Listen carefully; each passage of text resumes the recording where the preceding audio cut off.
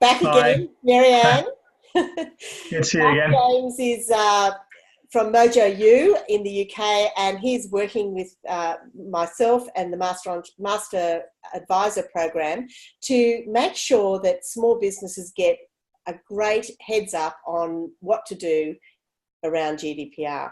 So let's talk about processing. I mean, for example, I actually back up physically, but sometimes I send stuff to the cloud. For Yeah, example, this Zoom meeting I just sent to the cloud. And if I was, and I do, I mentor people. So I actually sometimes send that to the cloud and then send them the link afterwards. So I have to make sure that my processor is GDPR client, GDPR complying. yeah, yeah, and of course the challenges are varied because this Zoom video you're doing is actually fairly low risk. There's not a lot of personal data being shared, and but if you were a clinician and I was a patient and we were discussing my medical conditions, then clearly it has wider implications.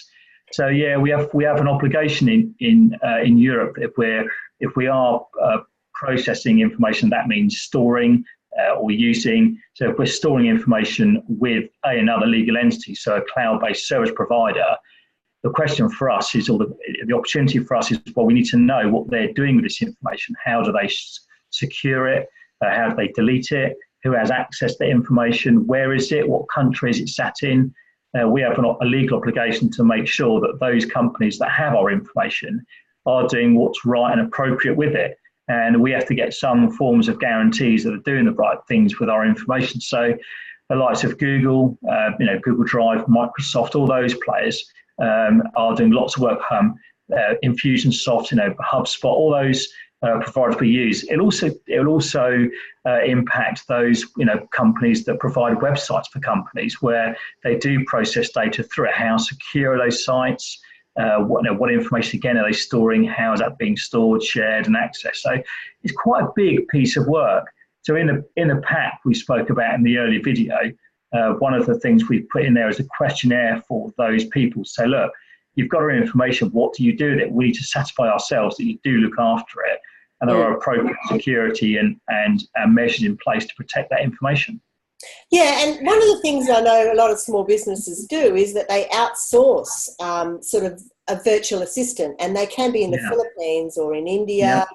And, sometimes some companies, small businesses want to be 24/7, so they want someone online to answer questions from India or the Philippines. If those companies are not GDPR compliant, they really need to think again and change to someone and retrain, in some instances, people to be GDPR compliant. Isn't that correct?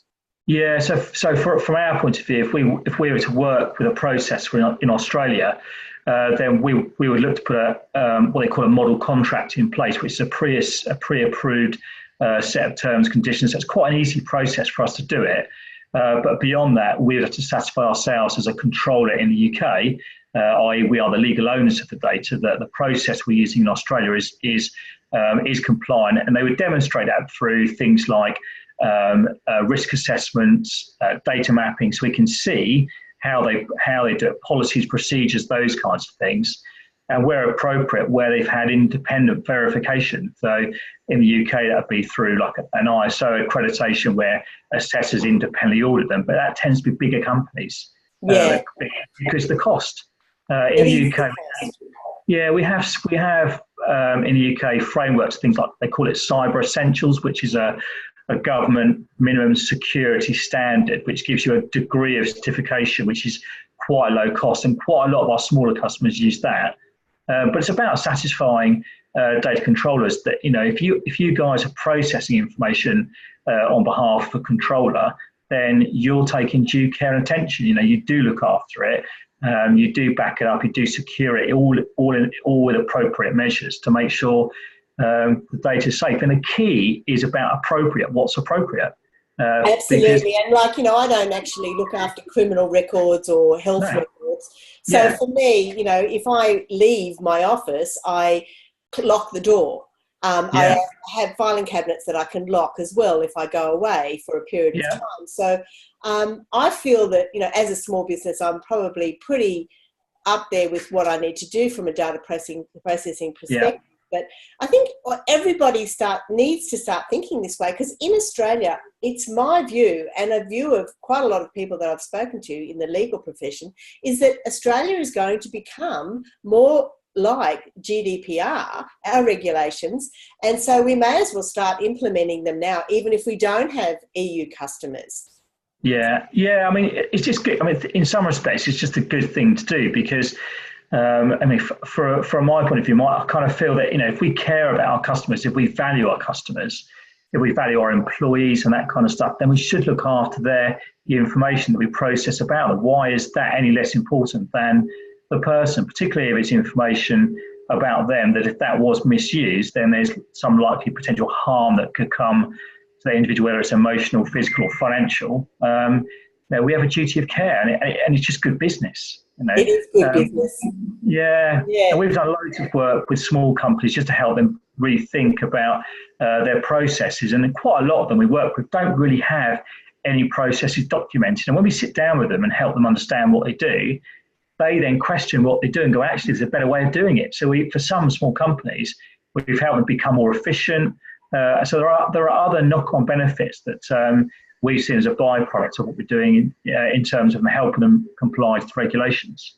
Yeah, that's great. All right, well, that'll probably be it for today's video, Mark. But I really, really am excited to be working with you and offering this wonderful handbook, GDPR handbook and business templates. And there's so many templates that you've put together, you know, and if ever anyone needs anything, you've been there, done that, because you've had, several years pulling this together. So it's big. Yeah, we've taken the advice of, you know, of these small companies that kind of go, you know, what's the bare minimum we have to do to comply, which is the right thing to say, because nobody wants to do more than they have to do. Absolutely. Why would you want to do that? And that's what we're putting in the kit, the bare minimum for people. And if they need more, they know where to go. So thanks very much.